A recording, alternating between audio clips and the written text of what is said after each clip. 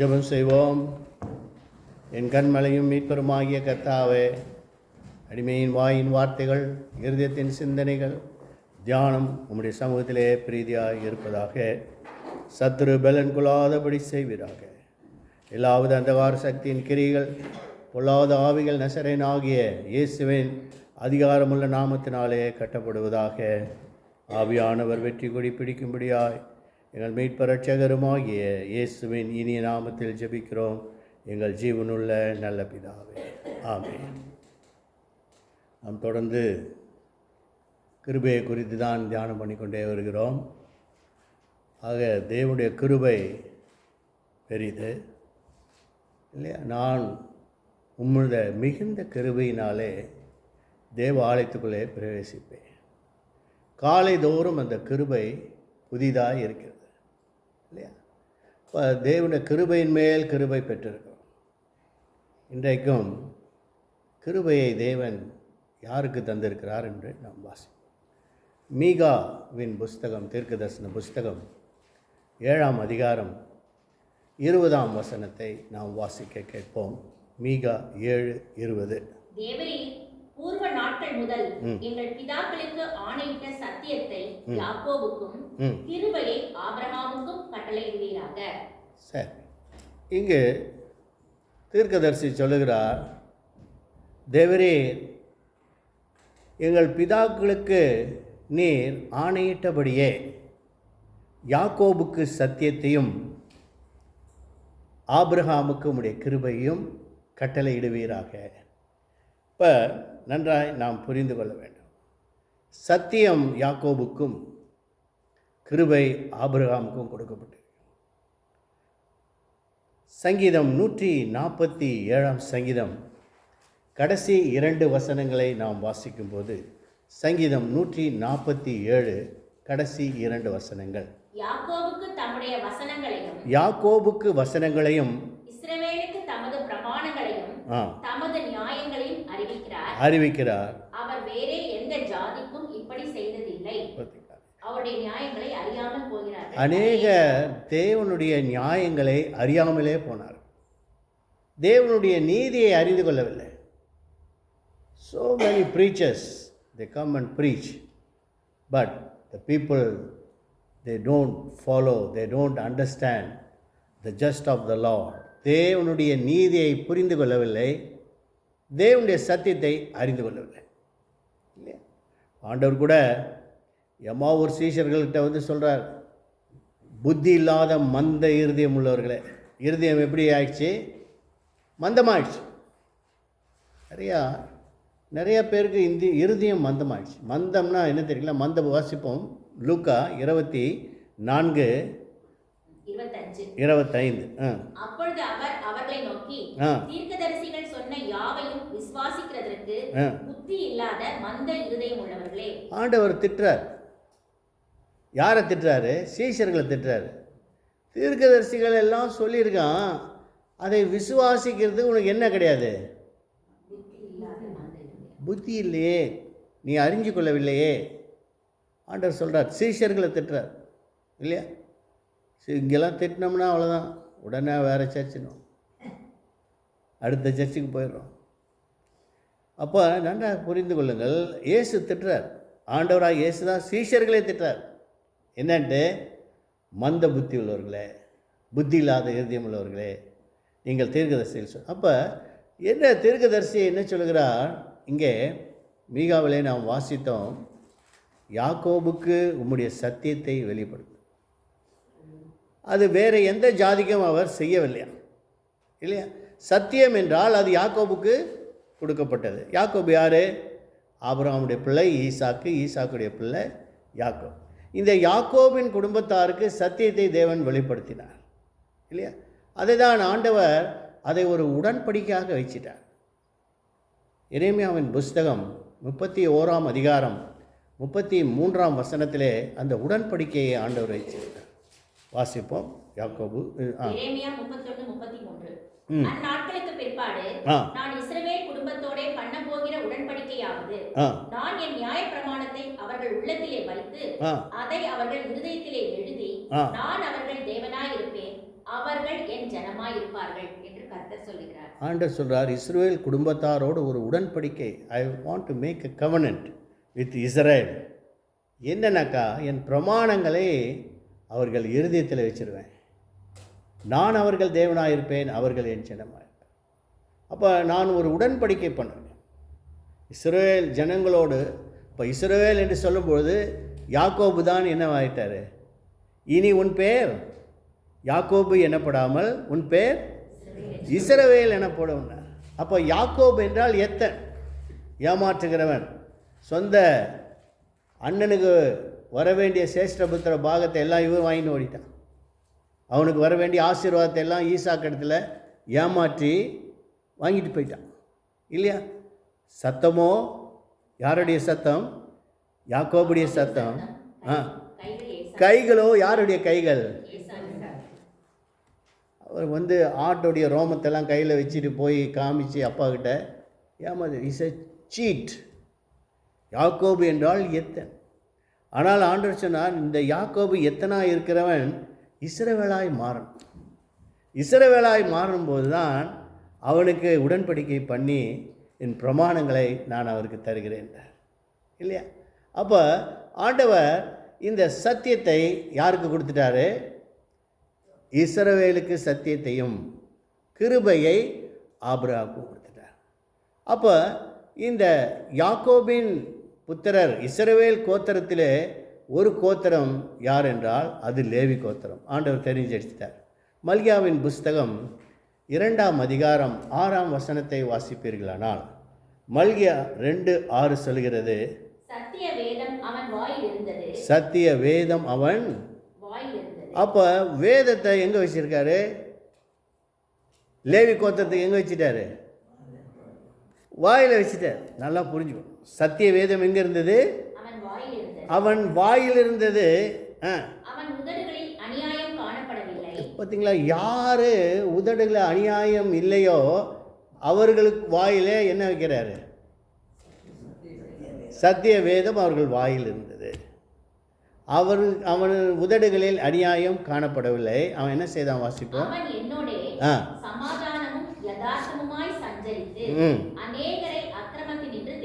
அப்போ இப்போ தான் பாட்டு பாடணும்ல, நாளெல்லாம் உம்மோடு இருக்கணும் ஆண்டவரேன்னு பாட்டு பாடணும் இல்லையா? வாயில் தான் பாடுறோம், ஆனால் இருக்கிறது முடியல. ஆனால் இங்கே இஸ்ரவேல் கோத்திரத்தாகிய லேவி கோத்திரத்தாருக்கு ஆண்டவர் ஒரு உடன்படிக்கை செய்து சத்திய வேதம் அவன் வாயில் இருந்தது. இப்போ எரேமியா தீர்க்கதரிசி புஸ்தகத்தில் எரேமியாவுக்கு கூட ஆண்டவர் God gave a gift to Jeremiah. என்ன சொல்கிறார் வாசிங்க. எரேமியா என்ன சொல்லிட்டாரு? நான் வந்து ஒன்றும் அறியாத சிறு பிள்ளை, எனக்கு ஒன்றும் தெரியாதுட்டார். எரேமியா 1ஆம் அதிகாரம் 5ஆம் வசனத்தை வாசிக்கும்போது 6 வாசிங்க. அப்பொழுது நான் கர்த்தராகிய ஆண்டவரே, இதோ நான் பேச அறியேன், சிறு பிள்ளையாய் இருக்கிறேன் என்றேன்.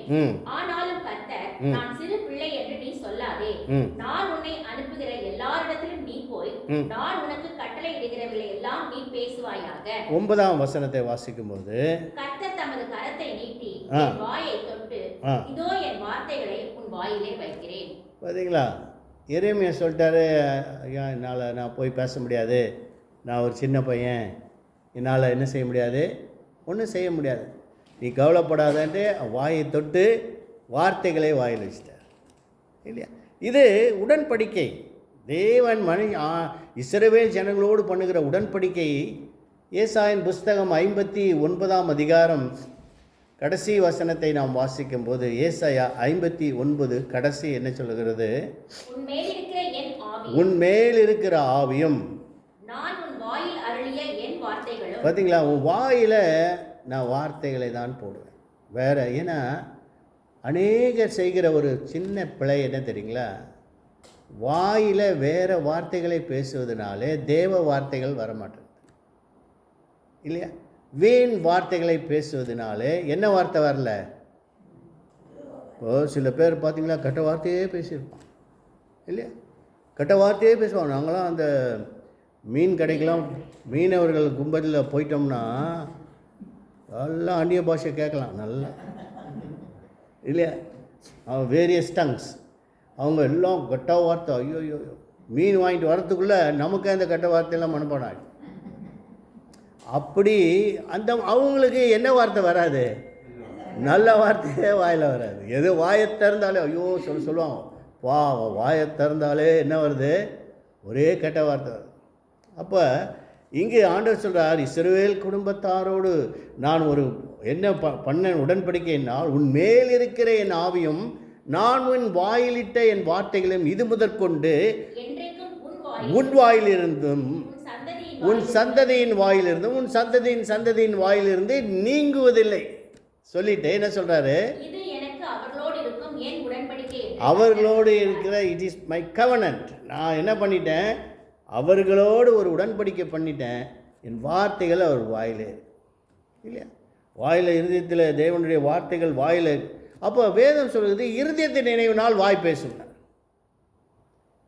இருதயத்தின் நிறைவினால் வாய் பேசும். அப்போ இருதயம் என்னத்தில் நிறைஞ்சிருக்குது? சிலர் அவங்களுக்கெல்லாம் கெட்ட வார்த்தை நிறைஞ்சதுனால வாயை தந்தாலும் என்ன வருது? இப்போ நல்ல வார்த்தைகள் நிறைந்திருந்தால் வாயிலிருந்து என்ன வரும்? நல்ல வார்த்தைகள். அதுதான் வித்தியாசம், வேறு ஒன்றும் கிடையாது. அப்போ சங்கீதம் 37:31 வாசிப்போம். சங்கீதம் 37:31.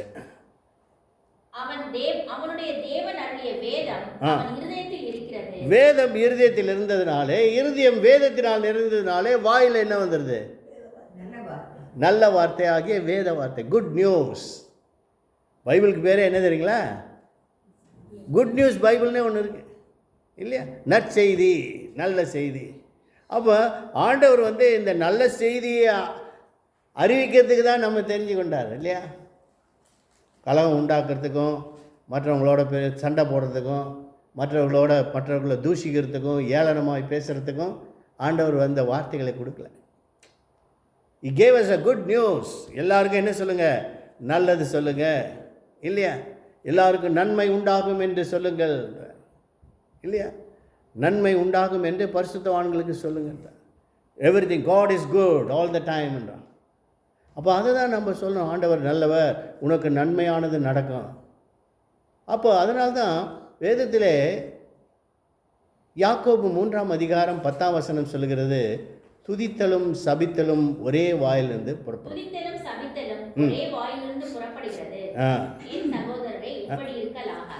துதித்தலும் சபித்தலும் ஒரே வாய் இல்லையா? அப்போ என்ன செய்கிறோம் பாருங்கள், ஆண்டவரை துதிக்கிறோம், ப்ரைஸ் பண்ணுறோம், பாடுறோம். அதே நேரத்தில் மனிதனை என்ன செய்கிறோம்? யாராவது அவனை சபிக்கிறோம், கோவப்பட்டவனை சபிக்கிறோம். இது ரெண்டுமே வேணாம், ஒரே வாயிலேருந்து வராது இல்லையா? அதில் தான் சொல்லுவோம், இது நல்ல வாய், இது வேறு வாய் இல்லையா? அந்த ஜோக் கேட்டிருக்கீங்களா? வடிவேல் ஜோக்கு, இது வேறு வாய். அன்றைக்கி என்னப்பா நல்லா பேசுகிறேன், நீ கெட்ட வார்த்தை பேசுகிற, அது வேறு வாயினும். அப்போ பாருங்கள், மனுஷனுக்கு 2 வாய் கிடையாது, ஒரே வாய் தான். அதனால தான் ஆண்டவர் சொல்கிறார். 2 சாமுவேலின் புஸ்தகம் 23:2 வாசிப்போம். 2 சாமுவேல் 23:2.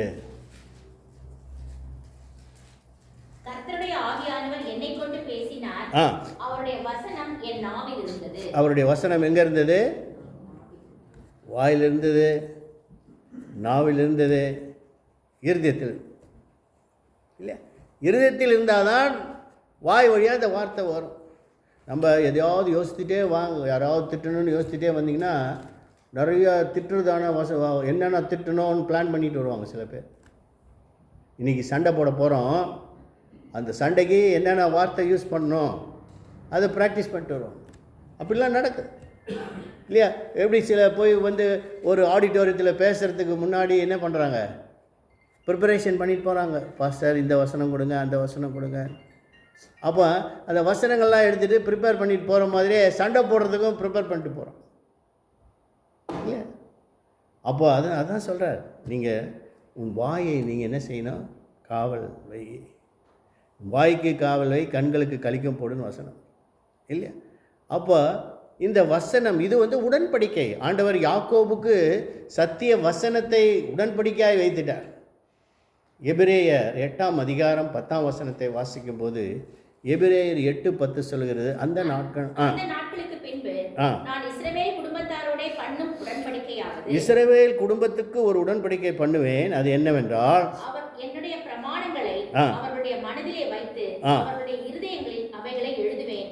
அப்பொழுது நான் அவர்கள் தேவனாய் இருப்பேன், அவர்கள் என் ஜனமாய் இருப்பார்கள். நான் எங்கே வச்சிருவேன்? அவர்கள் இருதயத்தில் வச்சிருவேன். தென் தே ஆர் மை பீப்புள். அவர்கள் என் ஜனங்களாக இருப்பார்கள், நான் அவர்கள் தேவனாக இருப்பேன். இப்போ இதுக்கு நாம் என்ன செய்யணும்? ஆண்டவர்கிட்ட கேட்கணும். ஆண்டவரே, நான் ரொம்ப கெட்டவன், நான் பேசினா எல்லாமே எப்படி இருக்குது? மற்றவங்களுக்கு விரோதமாக இருக்குது. நான் பேசினாலே மற்றவங்க பீப்புள் ஆர் அஃபண்டட். அதனால் அதை மாற்றிடுங்க, எனக்கு வேண்டாம் இல்லையா? வாயின் தாறுமாறுகளை உன்னை விட்டு அகற்றுன்னு இருக்க இல்லையா? இப்போ வாய் என்ன பண்ணுது? தாறுமாறாக பேசுது, அதை அகற்று. அப்போ நாவை சுத்திகரிக்கணும், இருதயத்தை சுத்திகரிக்கணும். இதுதான் ஆண்டவர் ஒரு உடன்படிக்கை பண்ணுகிறார் என்றால் சுத்தம் பண்ண வேண்டும், நாவை சுத்திக. அதனால்தான் இதில் ஏசாயா தீர்க்கதரிசி சொல்லுகிறார். ஏசாயின் புஸ்தகம் 6ஆம் அதிகாரத்திலே 4ஆம் வசனத்தையும் 5ஆம் வசனத்தையும் வாசிக்கும் போது, இதோ நான் அசுத்த உதடுகள் உள்ள மனுஷன். என்ன சொல்றார் பாருங்க. அப்பொழுது நான் ஐயோ அதமானே, நான் அசுத்த உதடுகள் உள்ள மனுஷன், அசுத்த உதடுகள் உள்ள ஜனங்கள் நடுவில் வாசமாய் இருக்கிறேன். அசுத்த உதடுகள் உள்ள ஜனங்களின் நடுவிலே நான் வாசமாக இருக்கிறேன். அப்போ அவர் தண்ணியும் சேர்த்து சொல்கிறார். ஏசாயா தீர்க்கதரிசி அவர் சொல்கிறார், நானும் அசுத்த, சில சமயத்தில் நானும் ஏதாவது பேசுகிறார் போல. அதனால் நான் அசுத்த உதடு உள்ள மனுஷன், அசுத்த உதடு உள்ள மனுஷர்கள் மத்தியிலே வாசம் பண்ணுகிறேன் சொன்ன உடனே, அப்பொழுது ஒரு சேராபீன்களில் ஒருவன் என்ன செய்கிறான்? அப்பொழுது சேராபீன்களில் ஒருவன் பலிபீடத்திலிருந்து தன் கையிலே பிடித்த குறட்டால் ஒரு நெருப்பு தழலை எடுத்து என்னிடத்தில் பறந்து வந்து அதனால் என் வாயை தொட்டு, இதோ இது உன் உதடுகளை தொட்டதினால் உன் அக்கிரமம் நீங்கி பாவம் நிவர்த்தியானது என்றான். அப்ப எல்லாருக்கும் நமக்கு ஆளுக்கு ஒரு மேலேருந்து ஒரு நெருப்பு கட்டி வாயில போடுறார். போட்டால் என்ன ஆகும்? சாப்பிடவே முடியாது, நாக்கு வெந்துடும் இல்லையா? பேச முடியாது. அதான் சொல்கிறாரு ஏசாயா சொல்கிறார் தீர்க்கதரிசி, நான் அசுத்த உடலில் சொன்ன உடனே பார்த்துக்கிட்டே இருந்தான் ஒரு சேராபீன். ஆண்டவர் சொல்ல, அவனுக்கே கோபம் வந்துச்சு. சரி, இவன் வாயில் ஒரு நெருப்பு போட்டுடலான்னு நெருப்பை கொண்டாந்து போட்டான். ஒரு அக்கினி தழலை கொண்டு வந்து நாவலை வச்சவனை சுத்திகரிச்சது இல்லையா? சுட்டிருக்காது, ஏன்னா அது பரலோகத்தின் அக்கினி. சுத்திகரிப்பு, இட் இஸ் சாங்டிஃபிகேஷன். அதுதான் சுத்திகரிப்பு. நாவை சுத்திகரிக்கிறது தான், வேறு ஒன்றும் இல்லை. இருதயத்தை சுத்திகரி. அதனால தான் இருதயத்தை நீ கழுவுன்றார். எரேமியாவின் புஸ்தகம் 4:14 சொல்கிறது, எருசலேமே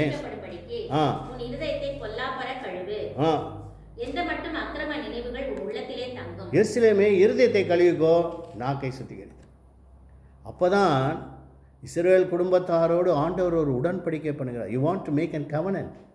அப்போ நம்ம அதை சுத்திகரிக்கும் போது நம்மோடு அந்த உடன்படிக்கை பண்ணுகிறார் இல்லையா? அப்போ யாக்கோபுக்கு சத்தியத்தை வெளிப்படுகிறார். அந்த சத்தியமும் எதனால் உண்டாகிறது? கிருபையினால் தான் அந்த சத்தியம் உண்டாகிறது. அதனால தான் ஆண்டவர் இயேசுவை குறித்து யோவான் 1ஆம் அதிகாரத்திலே வாசிக்கும் போது 14ஆம் வசனம் சொல்லுகிறது, அந்த வார்த்தை கிருபையினாலும் சத்தியத்தினால் நிறைந்தவராய் God wants to enter into our heart by grace. அவருடைய கிருபையினாலும், by the grace and by the truth. அதனால தான் நமக்குள்ளே வாசம் பண்ணணுன்னு இருக்கார். ஆனால் உள்ளே வரும்போதே உள்ளே எப்படி இருக்கு? அசுத்த உதடுகள், இருதய கசப்பு, இருதயத்தில் கோபம், வைராக்கியம் இல்லையா, பொறாமை, இவையெல்லாம் இருக்கும்போது இயேசுவால் உள்ளே வர முடியல. அவர் சொல்கிறார், ஐயோ நான் உள்ளே தான் வரணும்னு பார்க்குறேன், ஏதோ வாசப்படியில் நின்று கதவை தட்டுகிறேன், ஒருவன் கதவை திறந்தான். ஆனால் கதவை திறக்கவே முடியல இல்லையா? 3:20 வெளிப்படுத்தல் என்ன சொல்கிறது? இதோ வாசப்படியில் நின்று கதவை தட்டுகிறேன். 3:20 வாசப்படியிலே நின்று தட்டுகிறேன், ஒருவன் என் சத்தத்தை கேட்டு கதவை திறந்தால் அவனிடத்தில் நான் பிரவேசித்து அவனும் என்னோட போஜனம் பண்ணுவான். அப்போ இயேசு அவர் ட்ரை பண்ணி பார்க்குறாரு, எல்லாம் உள்ள இருதயத்தில் வரலான்னா மக்கள் விடவே மாட்டுறாங்க. இருதயத்தில் இயேசுக்கு இடம் இல்லை, நான் வேறு எல்லாத்துக்கும் இடம் வச்சுருக்கேன். அப்போ அதுதான் ஆண்டவர் உடன்படிக்கை பண்ண வேண்டும் என்றால் நாம் சுத்திகரிக்கப்பட வேண்டும். அதனால்தான் சத்தியத்தை யாக்கோபின் சந்ததிக்கு வச்சிருக்கிறார். இந்த உடன்படிக்கை மாறாதது. இந்த உடன்படிக்கை எல்லாருக்குமே உண்டு. ஏனென்றால் விசுவாச மார்க்கத்தார் நாம் எல்லாருமே ஆபிரகாமுடைய பிள்ளைகள். கிருபையை அடுத்தது கிருபையை யாருக்கு வச்சுட்டாரு? ஆபிரகாமுக்கு கிருபை வச்சுட்டார். யாக்கோபுடைய சந்ததியில் யூத கோத்திரம். அந்த யூத கோத்திரத்துக்கு வார்த்தை, அதன் மூலமாக அந்த யூத கோத்திரத்தின் ஆண்டவராக இயேசு வார்த்தையாக வெளிப்பட்டார். அதனால தான் அது ரொம்ப ரகசியமாய் சொல்லப்பட்டிருக்கு இல்லையா? யாக்கோபுக்கு தேவனுடைய சத்தியத்தையும், சத்தியம் எங்கேருந்து வந்தது? யார் மூலமாக வந்தது? கிருபையும் சத்தியம் இயேசுவின் மூலமாய் உண்டாயிற்று. அப்போ ஆண்டவராக இயேசுவே சத்தியம். அவர் எந்த கோத்திரத்திலேருந்து வந்துட்டார்? யூத கோத்திரத்தில். லேவி கோத்திரம், யூத கோத்திரம் இல்லை. லேவி கோத்திரத்தில் ஆசாரியர்களாக தெரிஞ்செடுத்தார் இல்லையா? ஆரோனை தெரிந்தெடுத்துட்டார். அதுக்கு அடுத்தது அந்த கோத்திரம் மாறி யூத கோத்திரமாய் வந்துடுச்சு. அப்போ யூத கோத்திரத்தை ராஜசிங்கமாய் ஆண்டவராக இயேசு உலகத்திலே வார்த்தையாய் வந்துட்டார். அவர் எந்த கோத்திரத்தில் வந்தார்? யூத கோத்திரம். இப்போ யூத கோத்திரம் யார் எங்கேருந்து வருது? யாக்கோபின் இஸ்ரவேலின் பிள்ளைகளில் ஒரு கோத்திரம் யூத கோத்திரம். அந்த கோத்திரத்துக்கு தான் அடுத்தது கிருபை. ஏராளமான கிருபையை ஆபிரகாமுக்கு வச்சதுனால அந்த கிருபையின் மூலமாய் தான் இந்த சத்தியமும் வெளிப்பட்டது. புரியுதுங்களா? ஆபிரகாமுக்கு கிருபை கொடுத்துட்டார். அந்த கிருபையை ஆண்டவர் என்ன வச்சார்? வாசிங்க. ஏசாயின் புஸ்தகம் 55:3 வாசிக்கும்போது, ஏசாயா 55:3, உங்கள் செவியை சாய்த்து என்னிடத்தில் வாருங்கள், கேளுங்கள், அப்பொழுது உங்கள் ஆத்துமா பிழைக்கும். தாவீதுக்கு அருளின நிச்சயமான கிருபைகளை உங்களுக்கு நித்திய உடன்படிக்கையாக ஏற்படுத்துவேன். சரி, இங்க ஆபிரகாமுக்கு கிருபைன்னு சொல்லியிருக்கு. ஆனால் இங்கே தாவீதுக்கு கிருபை வச்சிருக்க. தாவீதுக்கு அருளின நிச்சயமான கிருபைகளை உங்களுக்கு நித்திய உடன்படிக்கை. It's a permanent covenant. அப்போ தாவீதுக்கு கிருபை வச்சுட்டார். தாவீது பாவம்லாம் செய்தார் இல்லையா? he did a grave mistake. இருந்தாலும் பை த கிரேஸ் ஆண்டவர் மன்னிச்சிட்டார் இல்லையா? அப்போ நம்முடைய பாவங்கள் மன்னிக்கப்பட வேண்டும் என்றால், அக்கிரமங்கள் மன்னிக்கப்பட வேண்டும் என்றால் கிருபை வேண்டும். அப்போ பாவம் செய்கிறோம், தெரிஞ்சே செய்கிறோம், தெரியாமல் செய்கிறோம், வேணும்னே செய்கிறோம், வேண்டாமல் செய்கிறோம் இல்லையா? பவுல் சொல்கிறார், நான் விரும்புகிறதை செய்யாமல் விரும்பாததையே செய்கிறேன். அப்போ பவுலும் சொல்கிறார், is also is a disciple of Christ. அவரும் சொல்கிறார், நான் விரும்புகிறதை செய்யாமல் விரும்பாத. வாசிங்க 7:20. ஆதலால் நான் விரும்புகிற நன்மையை செய்யாமல் விரும்பாத தீமையே செய்கிறேன். அந்தபடி நான் விரும்பாததை நான் செய்தால் நான் அல்ல, எனக்குள்ளே வாசமாய் இருக்கிற பாவமே அப்படி செய்கிறது. நம்ம நிறைய பேர் கிறிஸ்தவ மார்க்கத்தில் செய்கிற தப்பு தான். விரும்பாததை செய்துடுறோம், ஆனால் ஃபீல் பண்ணுறதில்ல. அதுதான் we do commit mistakes, ஆனால் we don't realize. அதை என்ன செய்கிறதில்ல? ஐயோ செய்துட்டோமே. சில பேர் சொல்லுவாங்க, ஐயா வாய் தவறி பேசிட்டேங்க. ஒருத்தர் சொன்னார் இப்போ வாய் தவறி நீங்கள் வேறு எதையாவது சாப்பிட்ருவீங்களா? ஒருத்தர் கேட்டார், சாணி வச்சுட்டு மாட்டு சாணி வாய் தவறி சாப்பிடுங்க, மேலே தேங்காய் பூலாம் போட்டு அழகாக டெக்கரேட் பண்ணி க்ரீமெல்லாம் வச்சுட்டு சாணி கொடுத்து சாப்பிடுங்கன்னா முடியுமா? முடியாது. அப்போ சொல்கிறவங்க சொல்கிறாங்க, நான் வாய் தவறி செய்கிறேன். தெரிந்து தான் நம்ம செய்கிறோம் இல்லையா? we commit mistake by knowingly. அதை அக்செப்ட் பண்ணிட்டோம்னா கிருபை. அதை அக்செப்ட் பண்ணாத வரைக்கும் கிருபை வராது. அதுதான் அதை we need to understand that. அதை புரிஞ்சுக்கணும். நாங்கள் செய்த தப்பு ஒத்துக்கிட்டோம்னா காட்ஸ் கிரேஸ். அதனால தான் பாவங்களை மறைக்கிறவன் அறிக்கை செய்து நீ பண்ண அருவருப்புகளை எல்லாம் ஒத்துக்கொள்கிறார். You accept. அதாவது கிறிஸ்டியானிட்டி என்ன பேஸ் பார்த்தீங்கன்னாக்கா, ஃபஸ்ட்டு அக்செப்டன்ஸ்னால் என்ன? ஒத்துக்கொள்ளுது. ரெண்டாவது கன்ஃபஷன். மூணாவது சின் நோ மோர். ஆண்டவர் எல்லாத்தையும் சொல்கிறார், இனி பாவம் செய்யாதே. ரியலைசேஷன். அதான் சங்கீதம் 19:12 சொல்கிறது, தன் பிழைகளை உணர்கிறவன் யார்? கேட்குறார். யார்? who realize the mistakes? வாசிங்க. தன் பிழைகளை உணர்கிறவன் யார்? பார்த்தீங்க, பிழைகளை உணர்கிறவன் யார்? ஏன்னா all humans are bound to do commit mistakes. எல்லா மனுஷர்களும் தவறு செய்வதற்கு அவர்கள் உண்மையிலே பாத்திரவான்கள். ஆனால் தப்பு செய்திடலாம். பட் உணர்கிறவன் யார்? இல்லை. அப்போ அதான் தன் பாவங்களை உணர்கிறவன் யார்?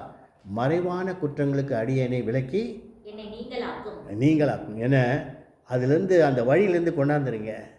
மறைவான குற்றங்கள், ஹிடன் கிரைம்ஸ் இல்லையா? சில பேர் வெளியே யாருக்குன்னு தெரியலைங்க, தப்பு பண்ணிடலான்னு பண்ணிடுறாங்க. அதுதான் மறைவான குற்றம். இதில் என்ன விளைக்கிறீங்கன்றார்.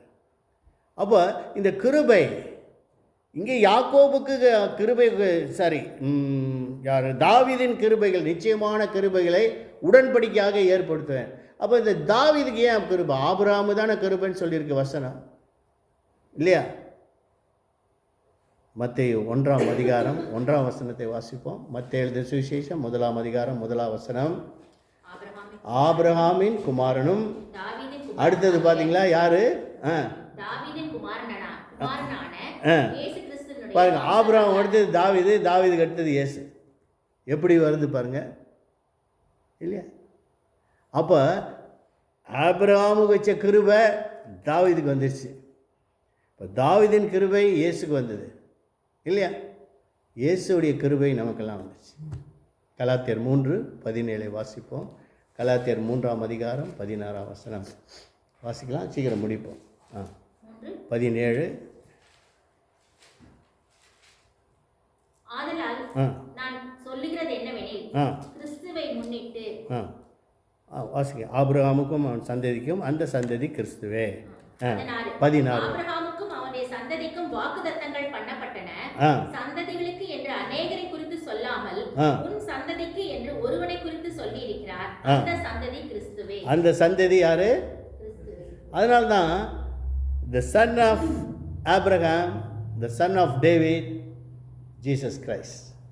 ஆபிரகாமின் குமாரனும் தாவீதின் குமாரனும் ஆகிய இயேசு கிறிஸ்துடைய வம்ச சந்ததி. அப்போ இயேசுக்கு அந்த கிருபை வந்தது, சத்தியம் அவர் மூலமாய் வந்தது. அப்போ கலாத்தியர் 3:6 என்ன சொல்கிறது வாசிப்போம். கலாத்தியர் அப்படியே ஆபிரகாம் தேவனை விசுவாசித்தான், அது அவனுக்கு நீதியாக எண்ணப்பட்டது. ஆகையால் விசுவாச மார்க்கத்தார்கள் எவர்களோ அவர்களே ஆபிரகாமின் பிள்ளைகள். அப்ப நம்மலாம் யாரு? நம்மலாம் யாரு? We are the children of our விசுவாச மார்க்கத்தார், those who believe in Christ, those who believe in God, the creator Jehovah. ஆக விசுவாச மார்க்கத்தார் எவர்களோ, புரியுதுங்களா? அதில் ஜாதி கிடையாது, மதம் கிடையாது. எவர்களோ, யார் யார் இயேசு விசுவாசிக்கிறார்களோ அவர்கள் யாராக மாறிடுறாங்க? ஆபிரகாமின் பிள்ளைகளாய். அப்புறம் ஆபிரகாமின் பிள்ளைகளாய் மாறிட்டா ஆபிரகாமுக்கு என்ன உடன்படிக்கை பண்ணிட்டாரு? கிருபையை ஆபிரகாமுக்கும் சத்தியத்தை யாக்கோபுக்கும் கொடுக்கும். அப்போ if we become the children of Abraham, automatically the grace will come upon us. இல்லையா? அப்போ ஆபிரகாமுடைய பிள்ளைகள் விசுவாச மார்க்கத்தார் எவர்களோ, whoever may it be, இல்லையா? நம்ம சில இது எழுதுவோம், whomso ever may it be, யாராக இருந்தாலும் கவலை இல்லை. அதுக்கு தான் இங்கே சொல்கிறாரு, விசுவாச மார்க்கத்தார் எவர்களோ அவர்கள் எல்லாமே ஆபிரகாமின் சந்ததி, ஆபிரகாமின் பிள்ளைகள். அப்போ ஆபிரகாமின் பிள்ளைகளாக மாறிட்டோம்னா நம்ம மேலே கிரேஸ் வந்துடுது. அந்த சந்ததி கிறிஸ்துவே இல்லையா? அதனால தான் ஆண்டவர் வேதத்திலே நாம் வாசித்தோம். மீகா 7:20 மீண்டுமாய் வாசித்து நாம் முடிக்கலாம். மீகா எழுதின மீகாவின் புஸ்தகம், தீர்க்கதரிசன புஸ்தகம் 7ஆம் அதிகாரம் 20ஆம் வசனம் வாசித்து நாம் முடிப்போம். மீகா 7:20. தேவரீர் பூர்வ நாட்கள் முதல் எங்கள் பிதாக்களுக்கு ஆணையிட்ட சத்தியத்தை யாக்கோபுக்கும் கிருபையை ஆபிரகாமுக்கும் கட்டளையிடுவீராக. அப்போ சத்தியம் யாருக்கு உரியது? யாக்கோபுக்கு உரியது. கிருபை யாருக்கு உரியது? நம்ம எல்லாருக்கும் உரியது இல்லையா? ஆபிரகாமுக்கு மட்டும் இல்லை, ஆபிரகாம் பிள்ளைகள், we are the children of Abraham. அதனால தான் நிறைய பேர் ப்ரே பண்ணுவாங்க. நாங்கள் சில பாஸ்டர்ஸ் ப்ரே பண்ணும்போது சொல்லுவாங்க, காட் ஆஃப் ஆபிரகாம், ஆபிரகாமின் தேவன், ஈசாக்கின் தேவன், யாக்கோபின் தேவன் ஆகிய எங்கள் தேவனே. அப்போ ஆண்டவரே என்ன செய்கிறார்? God was pleased to call himself as the God of Abraham. ஆபிரகாமின் தேவன் என்று அவர் அழைக்கிறதுக்கு ஆண்டவருக்கு பிரியமாக இருக்குது. அப்போ தான் ஆண்டவர் சொல்கிறார், நான் உன் பிதாக்களின் தேவன்றார். யாக்கோபு சொல்கிறார், நான் உன் தகப்பனாகிய ஆபிரகாமின் தேவன், உன் தகப்பனாகிய ஈசாக்குடைய தேவன். கண்களை மூடி ஜெபிப்போம். அன்பின் பரலோக பிதாவே, உம்மை ஸ்தோத்திரிக்கிறோம். நீர் ஆபிரகாமின் தேவனும் ஈசாக்கின் தேவனும் யாக்கோபின் தேவனும் ஆகிய எங்கள் பிதாக்களின் தேவனாகிய நீர் எங்களுடைய தேவனாக இருக்கிறபடினாலே உம்மை ஸ்தோத்திரிக்கிறோம். உம்மை சொந்த தெய்வமாய் கொண்ட ஜனம் பாக்கியம் உள்ளதப்பா. நாங்கள் பாக்கியவான்களாய் எங்களை மாற்றினேன். எங்களை ஆபிரகாமின் சந்ததியாய், ஆபிரகாமுடைய பிள்ளைகளாய் நீர் வைத்திருக்கிறீர். விசுவாச மார்க்கத்தாராய் எங்களை வழி நடத்தினீர். எங்கள் தேவைகளை எல்லாம் சந்தியும். குறைகள், குற்றங்கள், மீறுதல் எல்லாவற்றையும் ஏகமாய் மன்னித்து கர்த்தாவே நீர் வழி நடத்துவீராக. கர்த்தாவே, மனிதர்கள் ஆண்டவரே குற்றமுடையவர்கள் அப்பா, அசுத்த உதடுள்ள மனுஷர்கள் அப்பா, இருதயம் சுத்திகரிக்கப்பட வேண்டுமே கர்த்தாவே. ஆண்டவரே சோத்திரம். துதித்தலும் சபித்தலும் ஒரே வாயிலிருந்து புறப்பட வேண்டாம் என்று சொல்லியிருக்கப்பா. எங்கள் நாவுக்கு காவல் வையும், இருதயத்துக்கு காவல் வையும், கண்களுக்கு கழிக்கம் போடும் ஆண்டவரே. ஆசீர்வதியும் ராஜா. வந்த ஒவ்வொரு குடும்பத்தையும் ஆசீர்வதியும் பலப்படுத்தி பாதுகாத்து வழி நடத்தும். வர தடைப்பட்ட மக்களுக்காக கூட செபிக்கிறோம். உடைய கிருபை, இரக்கம், சமாதானம் ஓவர்களோடு இருக்கும்படியாய் மீட்பர் ரட்சகருமாகிய இயேசுவின் இனி நாம செபிக்கிறோம் எங்கள் ஜீவனுள்ள நல்ல பிதாவே.